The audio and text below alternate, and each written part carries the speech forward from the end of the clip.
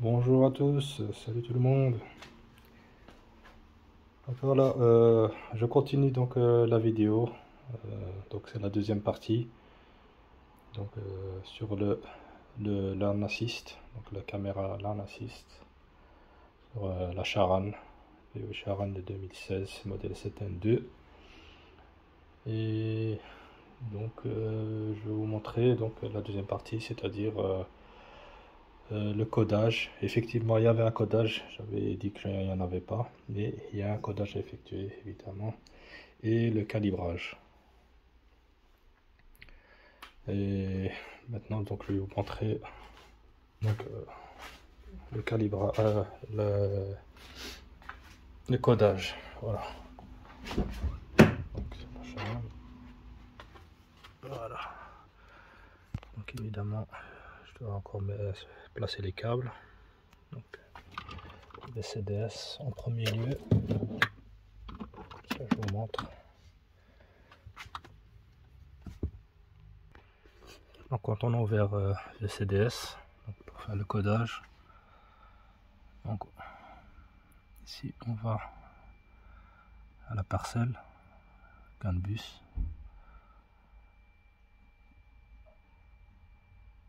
Normalement on va avoir un code défaut ici, ce qui va reconnaître donc le Lane Assist quand il sera sous tension. Donc comme il ne sera pas ajouté dans la liste, il va créer un code défaut.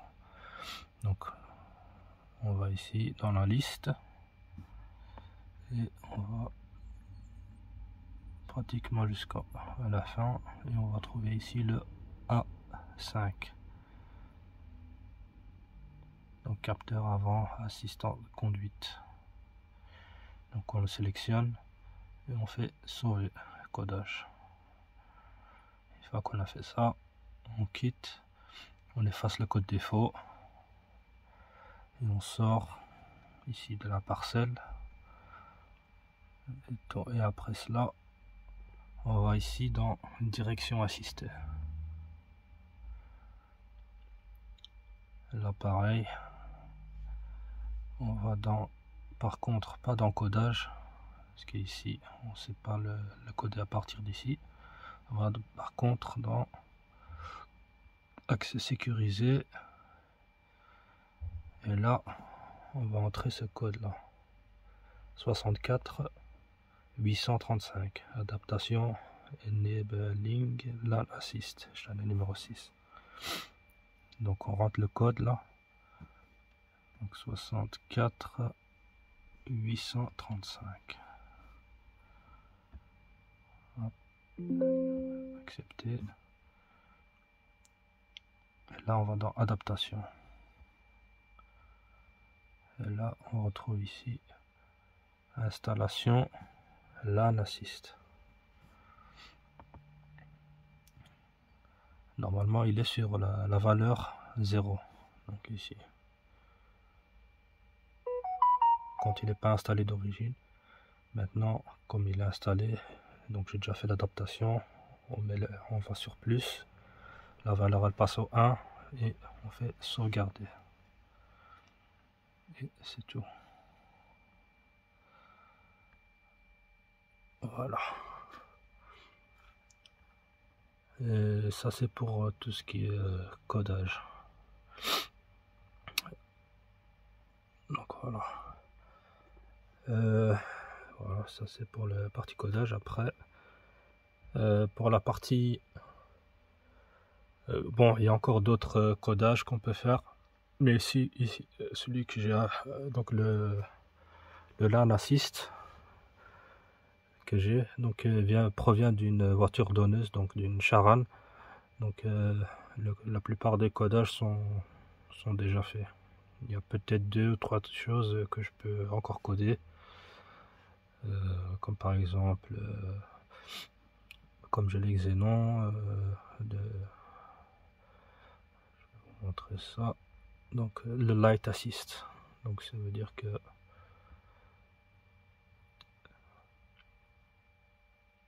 les lumières elles s'allument automatiquement à partir d'une certaine vitesse et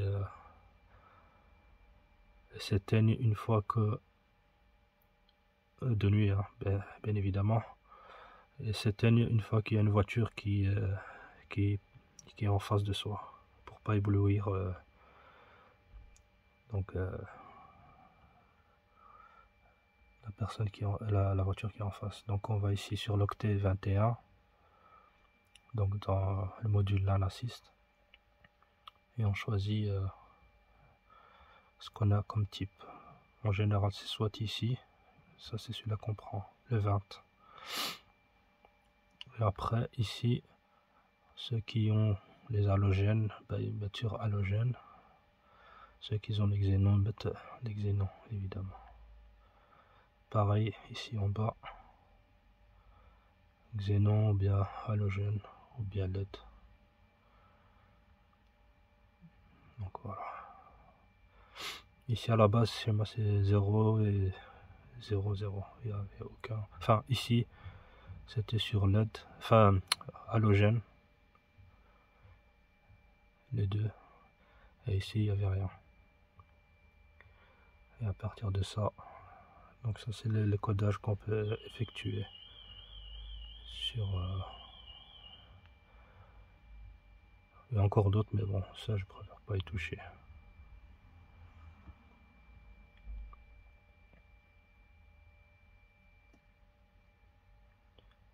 Donc voilà.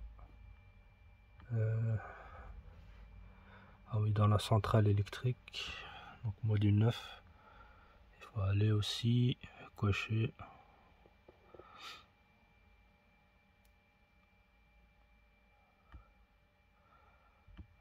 hop,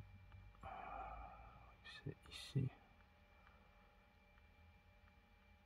Voilà, ici. Le Hike Beam Assist Installed. Donc ça, il faut le cocher évidemment.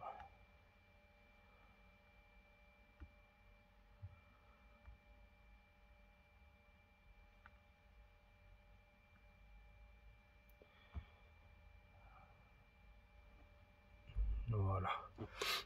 Donc ça c'est tout, tout ce qui est codage. Et encore à la rigueur, on peut encore faire des codages au niveau du Discovery Media, donc du système navigation. Mais ici j'ai pas encore, comme on dit, le quart menu, donc ce qui permet de gérer toutes les différents menus de la voiture, donc qui se trouvent ici sur l'ordinateur de bord, de les transposer ici sur l'écran. Donc la consommation et tous les divers assistants, le LAN Assist, les angles morts, l'ACC et d'autres options. Mais pour ça je dois encore activer ça au niveau de Discovery Media, et ça je ferai ça plus tard. Donc voilà pour la partie codage. Après on a la partie donc calibrage, et donc ça je vais retirer VCDS. Donc avant de lancer O10 S, c'est celui-là, le S, et il y a soit le S ou le E. Moi j'utilise le S pour le calibrage et tout ce qui est mise à jour ou des mises à jour online, c'est le S. Et tout ce qui est update des firmware des modules, c'est le E, O10E. Donc avant de faire ça, je vais montrer déjà comment installer la map pour faire le calibrage et les mesures et la méthode qu'il faut faire. Donc voilà, donc ici on a la map que j'ai installée et placée de telle sorte. Alors, en premier lieu, on va commencer par mesurer donc la distance entre l'axe ici du pneu de la roue jusqu'au bord de la map, toujours en tenant compte parce que j'ai mis sur un support en bois. Ici il y a 2 cm, mettre 2 cm, donc 2 cm, faut tenir compte sur les 150. Moi j'utilise un laser, donc prendre donc bien le milieu, et à partir de là on mesure 1,50 m donc de chaque côté. Donc après cela,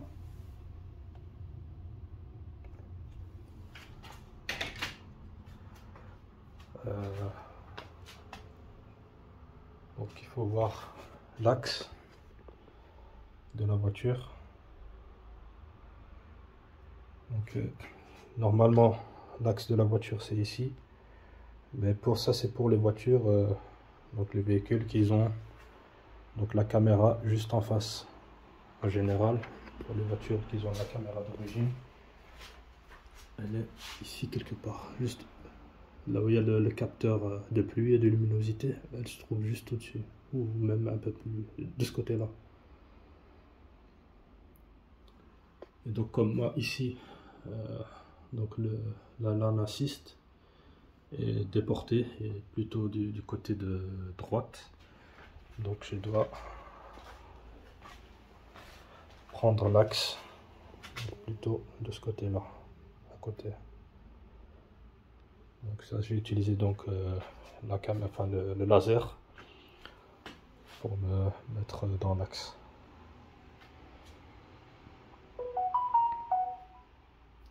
Donc si on n'a pas de laser avec le trépied, on peut prendre donc une ficelle avec un plomb et faire et donc le mettre le fil ici et le plomb pour qu'il descend pour donner le point au niveau du sol, donc pour tracer l'axe, donc l'axe de là à là, pour que ça arrive sur la carte. Mais moi ici, comme la caméra est déportée, elle est sur le côté droit, donc j'ai poussé la map en ce sens là. Donc voilà. Pour la hauteur, pareil. Moi j'ai donc avec le mètre. Donc c'est avec le mètre au sol. Et donc j'arrive ici. Mesure ici à peu près 1,40 m et demi.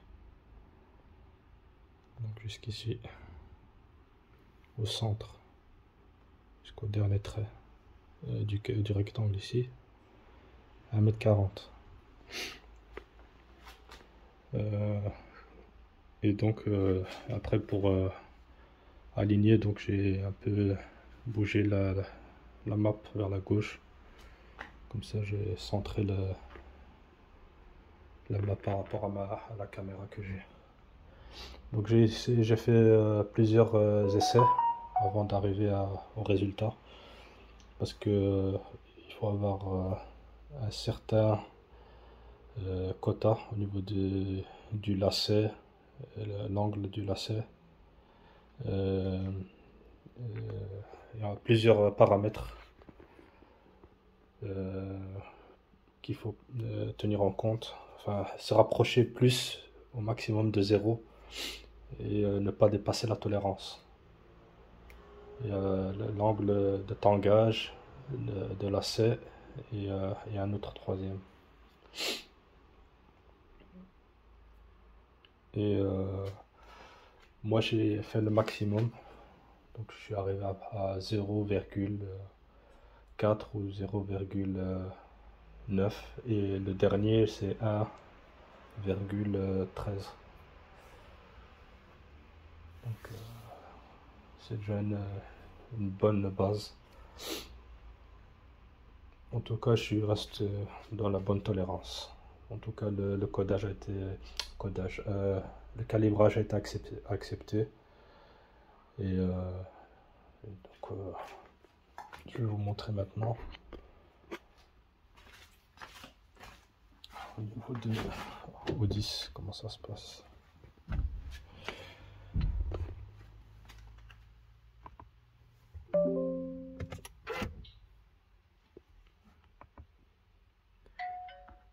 Alors, on lance Odyssey.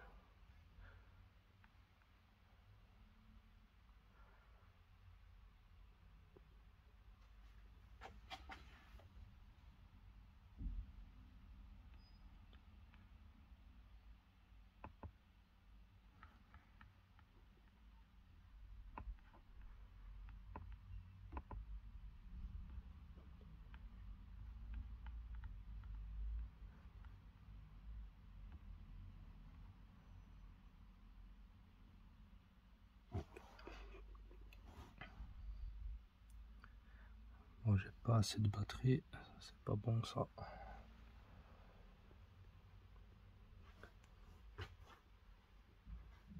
Donc ici, le défaut qu'on a aussi, donc dans l'An Assist, malgré qu'on a fait le codage, il vous dira que les réglages de base, il va vous les mettre en défaut, et le calibrage aussi. Les deux sont liés. Et là vous pourrez le voir aussi ici dans le menu. Vous n'aurez pas accès ni au LAN Assist ni au Cine Assist. Une fois que vous allez les cocher, ben, ils vont devenir gris, il va vous mettre en défaut. Mais comme ici j'ai déjà fait le calibrage, tout a été accepté. Donc voilà, je n'ai pas de défaut de ce côté là. Donc voilà. Alors ici, je lance. Hop. CVC, appliquer.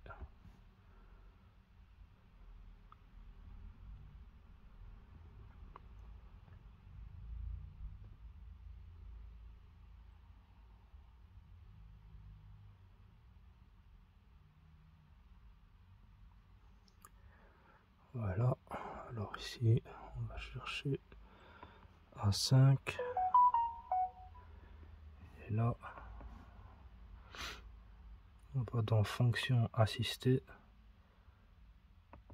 on ouvre ici la caméra, enfin le LAN Assist c'est un Bosch, voilà, et là on voit calibrage, exécuter. Là il faut suivre les étapes.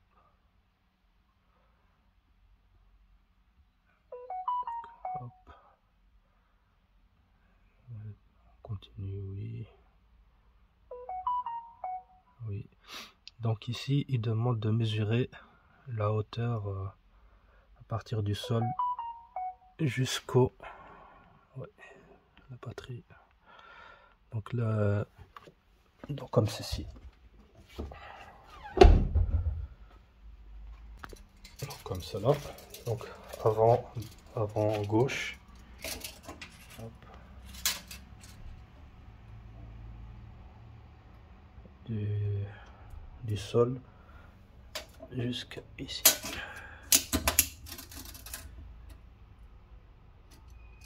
Au bout ici. Donc ici on a 29.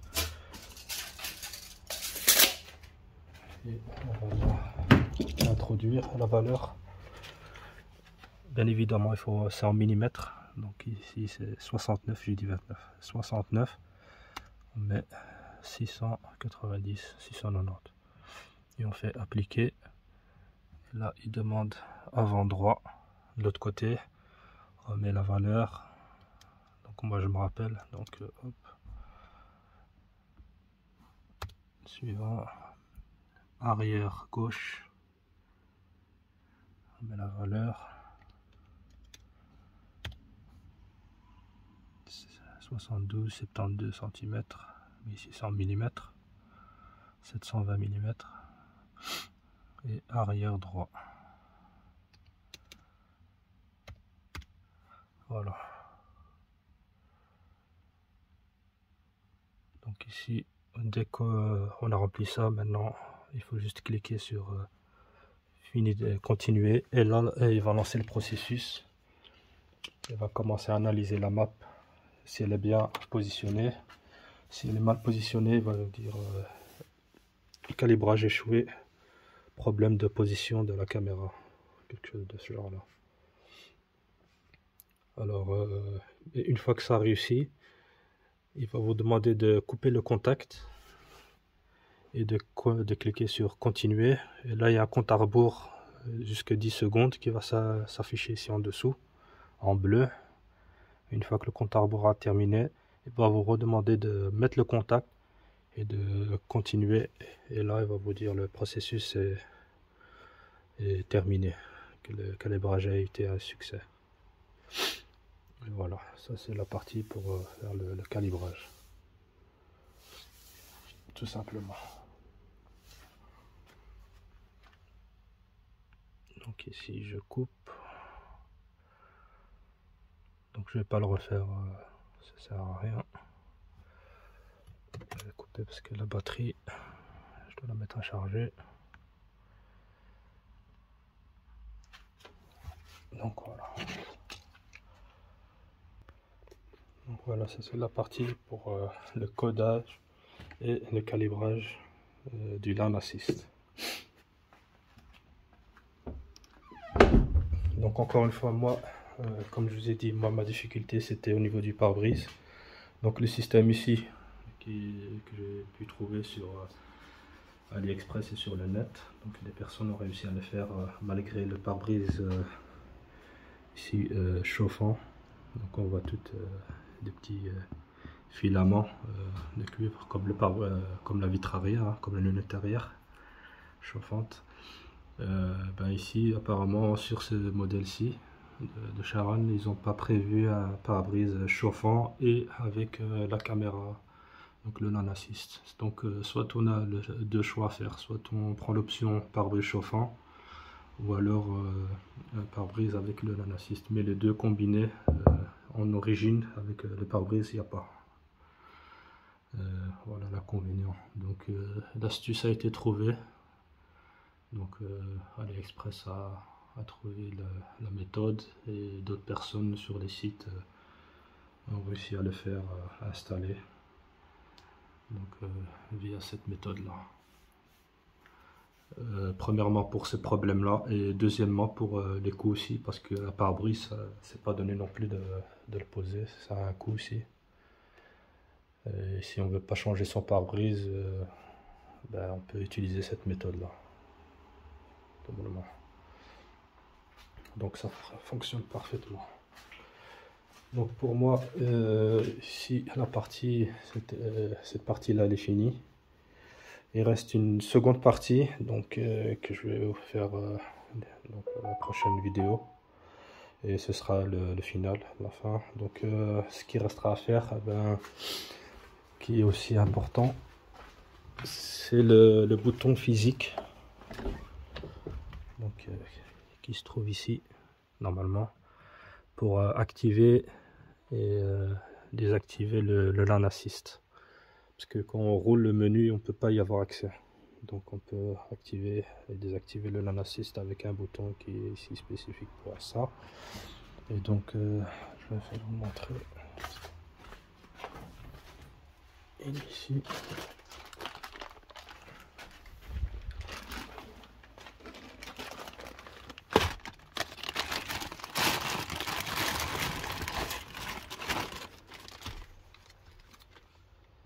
Et voilà, c'est celui-là. Ici, comme vous pouvez le voir,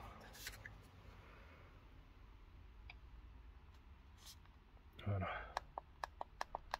c'est celui-là. Et donc en fait toute cette partie là, je vais enlever celui-là et je vais mettre celui-ci à la place. Comme elle va voir ici, on n'a pas le même symbole, et le bouton non plus.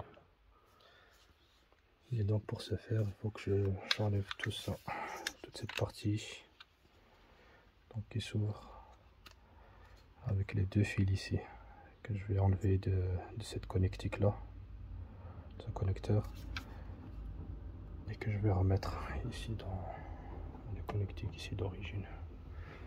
Juste bien repérer les fils où ils sont positionnés.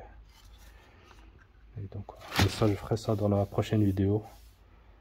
Ce sera donc la partie finale, donc l'installation du bouton physique pour le LAN assist, et évidemment un essai routier pour voir si tout est bien opérationnel. Donc voilà pour aujourd'hui. C'est déjà une bonne chose, parce que franchement ça faisait un moment aussi que j'attendais de finaliser ce projet, donc du LAN assist. Et voilà, il suffit d'avoir un peu de patience et beaucoup de recherche, et tout arrive à point nommé. Donc voilà, je vous remercie encore de me suivre. On se dit à la prochaine pour la fin de ce projet. Et merci encore pour les commentaires de soutien. Merci. N'hésitez pas, likez, partagez. Et si vous avez des commentaires ou des questions, je serai ravi de vous aider. Et voilà quoi. Voilà, allez, salut, merci encore.